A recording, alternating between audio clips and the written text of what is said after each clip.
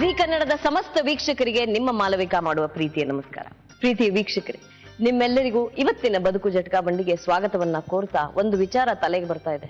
ಮನುಷ್ಯ ಅಂದಮೇಲೆ ನಮಗೆ ಅಬ್ಬಬ್ಬ ಅಂದ್ರೆ ಎಷ್ಟು ಮಹಾ ಸಂಬಂಧಗಳಿರೋಕ್ ಸಾಧ್ಯ. ಹೆಂಡತಿ ಇರಬಹುದು, ಗಂಡ ಇರಬಹುದು, ಮಕ್ಕಳಿರಬಹುದು, ಅಪ್ಪ ಅಮ್ಮ ಇರಬಹುದು, ಸಹೋದರರಿರಬಹುದು, ಸಹೋದರಿಯರಿರಬಹುದು, ಸ್ನೇಹಿತರಿರಬಹುದು. ಇಷ್ಟೇ ಅಲ್ವಾ ಸಂಬಂಧ ಅಂದ್ರೆ. ಇವರಿಂದಾನೇ ನಮಗೆ ಸಮಸ್ಯೆಗಳು ಉದ್ಭವ ಆಗ್ಬೇಕು ಅಥವಾ ಇವರಿಂದಾನೇ ನಮಗೆ ಪರಿಹಾರಗಳು ಸೂಚಿಸಲಾಗಬೇಕು.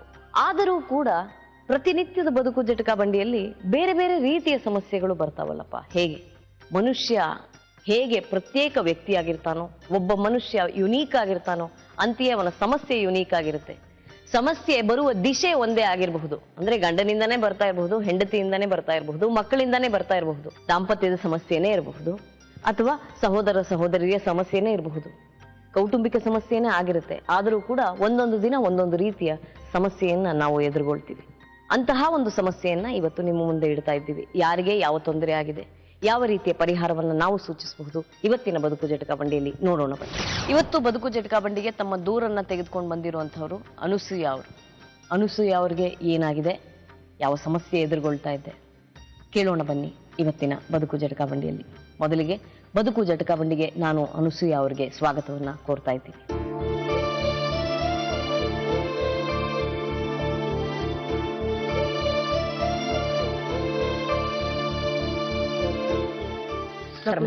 ಅನುಸೂಯ ಅವರೇ, ಯಾವ ಊರಿನವರು? ಹಿರೇಕೆರೂರು. ಎಷ್ಟು ಜನ ಮಕ್ಕಳು? ನಮಗೆ 5 ಮಂದಿ ರೀ. 5 ಮಂದಿ. 4 ಮಂದಿ ಹೆಣ್ಮಕ್ಳು ರೀ, ಒಬ್ಬನೇ ಮಗ ರೀ. ಎಲ್ಲೆಲ್ಲಿದ್ದಾರೆ ಹೆಣ್ಮಕ್ಳು? ಮದುವೆ ಮಾಡ್ಕೊಟ್ಟಿದ್ದೇನ್ರಿ. ಮಗ ನನ್ನ ಜೊತೆಯಲ್ಲೇ ಇರ್ತಾರ. ಊರಲ್ಲಿ ಅದೇನ್ರಿ, ಹಿರೇಕೆರಲ್ಲಿ. ನಾ ಗಂಡನಿಂದ ದೂರ ಅದೇನಿ.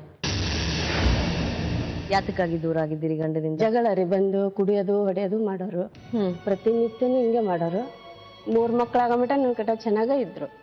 ಆಮೇಲೆ ಮತ್ತೆ 2ನೇ ಮದುವೆ ಆದ್ರವ್ರು.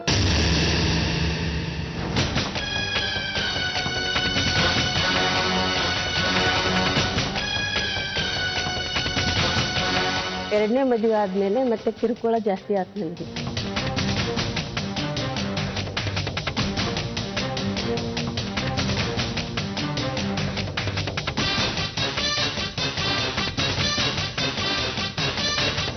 ಆದ್ಮೇಲೆ ಮಕ್ಕಳೆಲ್ಲ ದೊಡ್ಡವಾದವು.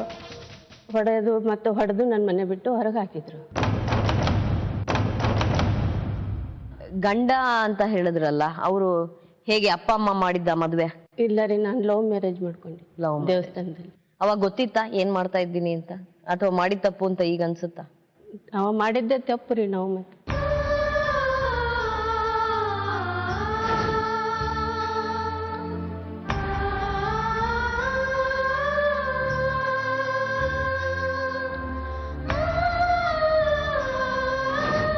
ಈಗ ತಪ್ಪು ಮಾಡಿ ಈಗ ಅನ್ಭವ್ಸಕತ್ತೀನಿ. ಒಟ್ಟು ನ್ಯಾಯ ಸಿಗ್ಬೇಕು ನಿಮ್ಗೆ.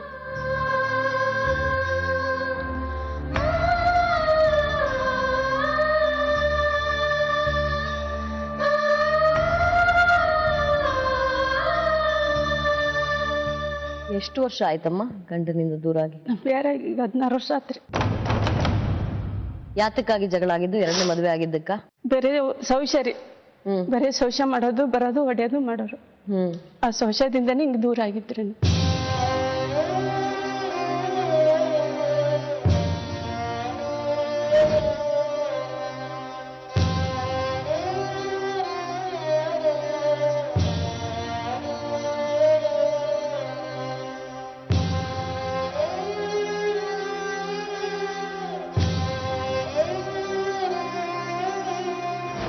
ಎರಡನೇವ್ರು ಯಾರು ಏನಾದ್ರು ಗೊತ್ತಾ? 2ನೇ ಮದುವೆ ಅವ್ರು ಸಿರ್ಸಿ ಇದು ಯಲ್ಲಾಪುರ ರೀ. ಯಲ್ಲಾಪುರದಲ್ಲಿ ಮದುವೆ ಆಗಿದ್ದಾರೆ. ಅವ್ರು ಯಾರು ಏನು ಎತ್ತ ಅಂತ ಗೊತ್ತ? ಏನಿಲ್ಲ ರೀ. ಈ 16 ವರ್ಷದಲ್ಲಿ ಎಲ್ಲಿ ನಿಮ್ ಮಕ್ಕಳೆಲ್ಲ ಎಲ್ಲಿದ್ರು? ಯಾರು ಸಾಕಿದ್ರು? ಆಸ್ತಿ ಇತ್ರಿ ನನ್ನ ಹೆಸರಿಗೆ. ಮಕ್ಕಳನ್ನ ನನ್ನ ಕುಟ ಜಗಳ ಆಡಿದಾರೆ. ನನ್ನ ಮಕ್ಕಳನ್ನೆಲ್ಲ ಮುಚ್ಚಿಟ್ಬಿಟ್ರು. ಮುಚ್ಚಿಟ್ಟು ನೀನು ಸಹಿ ಮಾಡಿಕೊಟ್ರೆ ನಿನ್ನ ಮಕ್ಕಳು ಕಳಿಸ್ತೀನಿ ಅಂತ ಹೆದರಿಕೆ ಹಾಕಿದ್ರು. ಹೆದರಿಕೆ ಹಾಕಿ ಮಗನ್ನೆಲ್ಲ ಬೇರೆ ಕಡೆ ಎಲ್ಲ ಮುಚ್ಚಿಟ್ಟು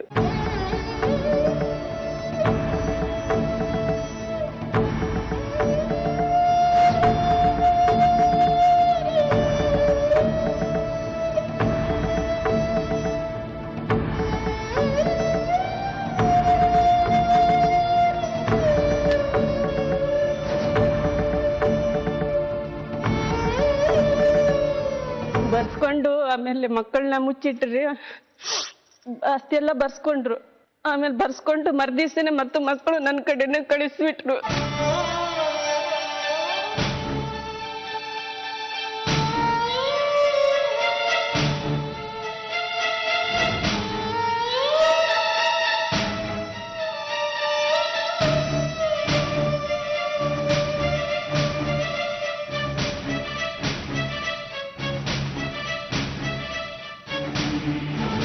ಅದ ಊರಲ್ಲೇ ಒಂದು ಮನೆಯಾಗ ಇದ್ದೆ ನಾನು.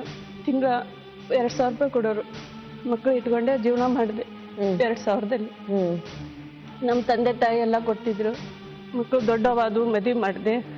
ಈಗ ಮಗ ವಯಸ್ಸಿಗೆ ಬಂದನ, ಆಸ್ತಿ ಕೇಳ್ತಾನ ಅಂತೇಳಿ ಹೆದರಿಕೆ ಆಗ್ತಾ ಇದಾರೆ ಅವ್ನಿಗೆ. ಆಸ್ತಿ ಬಂತು ಅಂತ ಹೇಳಿದ್ರಲ್ಲ, ಯಾರ್ದ ಆಸ್ತಿ ನಿಮಗೆ? ಅವರೇ ಮಾಡಿದ್ದ ಆಸ್ತಿ, ನನ್ನ ಗಂಡನೇ ಮಾಡಿದ್ದ ಆಸ್ತಿ. ಅವರೇ ನನಗೆಲ್ಲ ಹೆದರಿಕೆ ಹಾಕಿ ಅವರೇ ತೊಗೊಂಡ್ರು ವಾಪಸ್. ಈಗ ನನ್ನ ಮಗಿಗೆ ವಯಸ್ಸಿಗೆ ಬಂದ ಮಗ ಅಂತೇಳಿ ಹೆದರಿಕೆ ಹಾಕಿ ಅವನ ಜೀವ ಬೆದರಿಕೆ ಮಾಡ್ತಾ ಇದಾರೆ.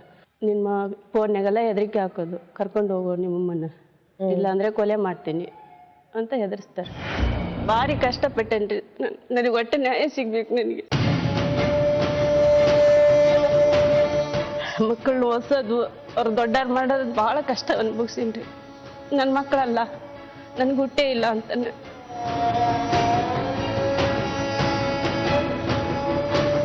ಈಗ ಎಲ್ಲಿದ್ದಾರೆ ನಿಮ್ ಗಂಡ? ಹಿರೇಕೆರೂರಲ್ಲೇ ಇರ್ತಾರೆ ಅವರು. ಅಲ್ಲೇ ಇದ್ದಾರೆ. ಏನ್ ಮಾಡ್ತಾರೆ? ಬ್ರ್ಯಾಂಡಿ ಶಾಪ್ ಅದಾವ್ರಿ. ದೊಡ್ಡ ವ್ಯಕ್ತಿ ರೀ. ದೊಡ್ಡ ವ್ಯಕ್ತಿ. ಈಗ ನಾನ್ ಬೇರೆ ಜಾತಿ ಮದುವೆ ಆಯ್ತು. ಆಸ್ತಿಗಿದ ತನ್ನ ಮರೋದಿಗೆ ಇದು ಧಕ್ಕೆ ಹಾಕತಿ ಅಂದು ಹೆಣ್ಮಕ್ಳು ಹುಟ್ಟಿದ್ವಲ್ಲ, ಹಂಗಾಗಿ ನಾನು ದೂರ ಹಾಕಿದ್ದು. ಈಗ ಎರಡನೇ ಅವ್ರನ್ನಾಗಿರೋದು ಕೊಂಕಣಿ. ಅವ್ರ ಜೊತೆಯಲ್ಲೇ ಮದುವೆ. ಎರಡನೇ ಅವ್ರಿಗೆ ಮಕ್ಳಿದಾರ? 3 ಗಂಡರು. ಆ ಗಂಡ್ ಮಕ್ಳು ಮಗ ಹೋಗಂಗಿಲ್ರಿ ಅಲ್ಲಿ. ಅವ್ರ ಅಪ್ಪನ್ ತಕ ಎದಕ್ಕಿರ ಫೋನ್ ಮಾತಾಡಿ ಕರೆದ್ರೆ, ಇಲ್ಲಿ ಎದಕ್ ಬರ್ತೀವಿ, ನೀನು ಕೊಲೆ ಮಾಡ್ತೀವಿ, ಹೊಡಿತೀವಿ ಅಂತ ಹೋಗ್ತಾರ. ನಿಮ್ಮನ್ ಮದುವೆ ಆಗಿದ್ದಕ್ಕೇನೋ ಸಾಕ್ಷಿ ಎಲ್ಲ ಸಾಕ್ಷಿ ಸುಟ್ಟು ಹಾಕ್ಬಿಟ್ಟಿದಾರ್ರಿ. ಏನು ಸಾಕ್ಷಿ ಇರಬಾರ್ದಿಕ್ಕೀಗ ಅನ್ನೋದು. ಇರೋದು 5 ಮಕ್ಕಳು ನನಗೆ ಸಾಕ್ಷಿ ಅದಾವ ನೋಡ್ರಿ. ಅಲ್ಲಲ್ಲ, ಮಕ್ಳಿದ್ರೆ ಮದುವೆ ಆಗಿದೆ ಅಂತಾನೆ ಕಾನೂನು ಪ್ರಕಾರ. ಆದ್ರೂ ಕೇಳ್ತಾ ಇದ್ದೀನಿ, ಏನಾದ್ರೂ ಸಾಕ್ಷಿ? ಏನಿಲ್ರಿ, ಫೋಟೋ ಅದೆಲ್ಲ. ಈಗ ಅಲ್ಲಿ ಮನ್ಯಾಗ ಅದೇನ್ರಿ, ಮನೆ ಬಿಟ್ಟು ಹೋಗುವಂತ ಹೆದರಿಕೆ ಹಾಕ್ತಾರೆ. ಈ ಮಾಟಿ ಮದ್ದು ಮಾಡಿಸಿ ತಂದು ಮನೆ ಇಡೋದು. ಆರಾಮೇ ಇರೋದಿಲ್ಲ, ಮನೆ ಬಿಟ್ಟು ಹೋಗ್ಲಿ ಅಂತೇಳಿ. ನೀವು ಮಗುಗೆಲ್ಲ ಮಾಡ್ತಿದ್ರು, ಮಗ ಸತ್ತು ಹೋಗ್ಲಿ ಅಂತೇಳಿ. ಮಗ ಎಲ್ಲಿದ್ದಾನೆ? ಬಂದಿದ್ದಾರೆ. ಅಲ್ಲ, ಈಗ ನಿಮ್ ಜೊತೆಗಿದ್ದಾರ? ಇಲ್ಲ ರೀ, ಇಲ್ಲೇ ಬೆಂಗಳೂರಲ್ಲೇ ಅದಾರ. ನೀವೇನು ಕೋರ್ಟ್ ಗಿಟ್ಟು ಅಂತ ಹೋಗಿಲ್ಲ ರೀ, ಇದೇ ಇಲ್ಲಿಗೆ ಬಂದಿದ್ದೇನೆ. ಕಂಪ್ಲೇಂಟ್ ಏನಾದ್ರು ಕೊಟ್ಟಿದ್ದೀರಾ ಪೊಲೀಸ್ ಸ್ಟೇಷನ್? ಏನಂತ? ನನ್ನ ಮಗ ಜೀವ ಬೆದರಿಕೆ ಹಾಕ್ತಾರಂತ ಕೊಟ್ಟಿದ್ದೀವಿ. ಎಲ್ಲಿ ನ್ಯಾಯ ಕೇಳಿದ್ರು ನ್ಯಾಯ ಕೊಡ್ಸಲ್ರಿ. ರೊಕ್ಕ ಇಸ್ಕೊಂಡು ಎಲ್ಲ ಇದನ್ನ ಮಾಡ್ಬಿಡ್ತಾರ. ನಿಮ್ ಊರ್ ಹಿರಿಯರು ಏನ್ ಹೇಳ್ತಾರಮ್ಮ? ಏನ್ ಊರ್ನಲ್ಲಿ ಪಂಚಾಯತಿ ಏನು ಮಾಡಿದ್ರಿ? ಎಲ್ಲ ಒಪ್ಕೊಂಡಿದ್ರು, ಒಪ್ಕೊಂಡು ಎಲ್ಲ ಮಾಡಿ ಏನು ಕೊಡಿಸ್ಲಿಲ್ಲ. ವಕೀಲ್ರು ಅಂತ ಇದ್ರು, ವಕೀಲ್ರ ಮಾಡಿದ್ರಿ, ಸಾಲಿ ವಕೀಲ್ರು ಅಂತ ಹೇಳಿ. ಏನು ಕೊಡಿಸ್ಲಿಲ್ರಿ, ಏನು ಆಗ್ಲಿಲ್ಲ. ನಮ್ಮ ಅತ್ತಿ ಹೊಡೆದು ಬಡ್ದು ತಾಳಿ ಎಲ್ಲ ಕಿಸ್ಕೊಂಡ್ಲು ನಂದು. ಅವ್ರಿಗೆಲ್ಲ ಇಷ್ಟ ಇರ್ಲಿಲ್ಲ ನೀವು ಮನೆ ಕರ್ಕೊಂಡೋಗಿ ಹೊಡೆದು ತಾಳಿ ಎಲ್ಲ ಕಿಸ್ಕೊಂಡು ಕಳ್ಸಿದ್ರು.